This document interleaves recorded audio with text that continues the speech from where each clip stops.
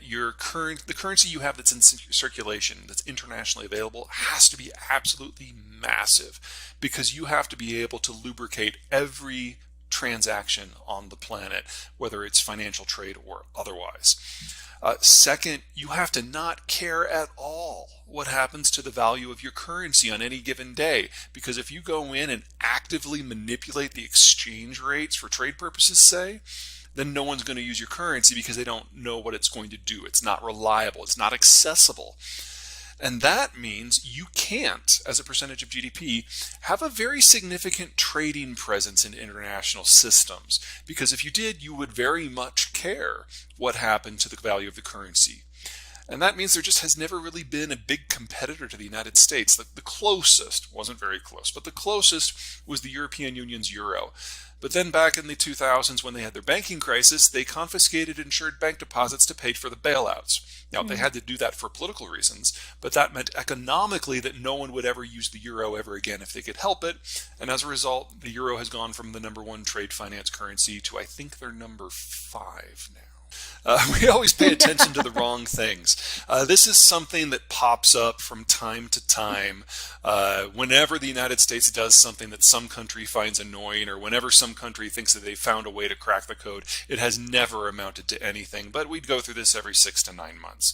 So the issue right now is you've got the Brazilian president talking about a BRICS currency, and in the aftermath of the United States doing some pretty severe financial sanctions on the Russians, people are wondering if there's a way to get away.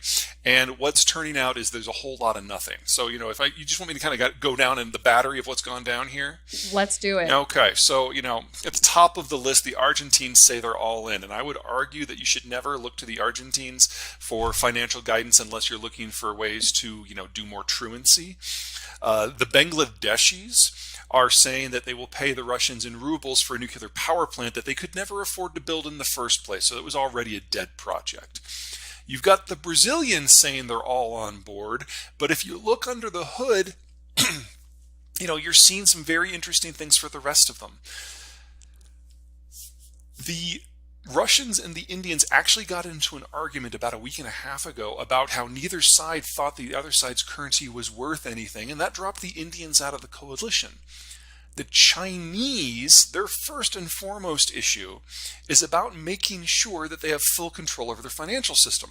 That precludes the very concept of an open internationalized currency exchange. And even today, with all this talk, they're nowhere near the high level that they used to have for the percentage of their trade that was handled in yuan. They're not even back to where they were before the financial crisis. And so we've got R and C, whose relationship is a tryst. We've got R and S who compete. We've got R and I who don't trade, I and C who don't trust. C won't let enough happen to make anything move, and that just leaves B and S. And, color me a skeptic. Well, people talk about the yuan, but it will never be that. It was the euro until the financial crisis, and then that went away. The next one down is the pound. And until Brexit is figured out one way or another, it's a non-candidate. The Japanese tried to The Japanese tried to internationalize back in the 1980s and got burned because, like the Japanese, they weren't willing to open their financial sector. And they will never play that role again. So every time we have this conversation, countries are like, we hate the dollar, we want something else, we're going to go try something else. And it always burns them. And then we go back to the dollar. Yes. Those numbers, I'm going to challenge those a little bit. The United States Okay, you're going to challenge the IMF. Well, remember that a lot of countries don't publish their full currency reserve data for national security reasons. But if you look at even what is reported, it's not so much that the dollar has fallen a long way, it's that the euro has basically vanished. So it's not so much that we've switched it from the dollar to other things, it's that we've switched it from the euro to other things. And the Japanese yen and the Canadian dollar are probably the two biggest beneficiaries of that. I want to know if it's legitimate in what way, just that you're over-concentrated in a single asset, is that the concern? It certainly can't happen overnight because there is no alternative. I mean, the only other thing that people toss out there sometimes is gold, but we would need something like 1,000 times as much gold in circulation as we have right now to even try that. It's a volume issue.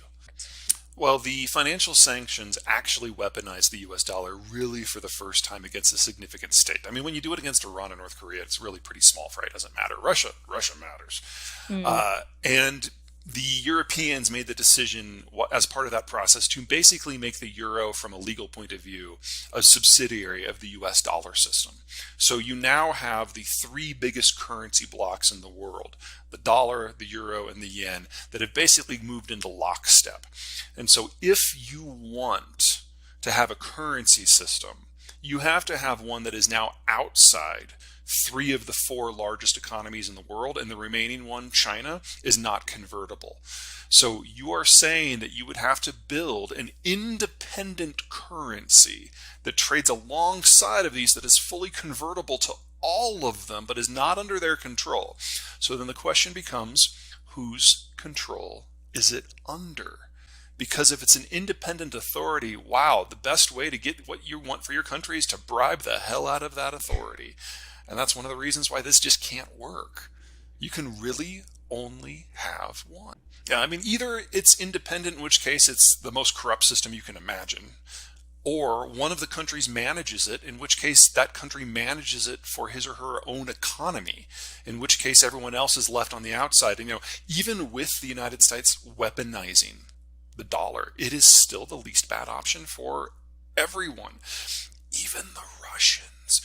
One of the things that the Russians discovered when they dumped a bunch of money into the yuan is they went back a few months later and tried to pull it out, and the Chinese were like, no, that's okay, we don't want it back, you can keep it. And they had to go back to basically pulling dollars off of international exchanges on the black market, and then flying gold around, because it was really the only other option they had.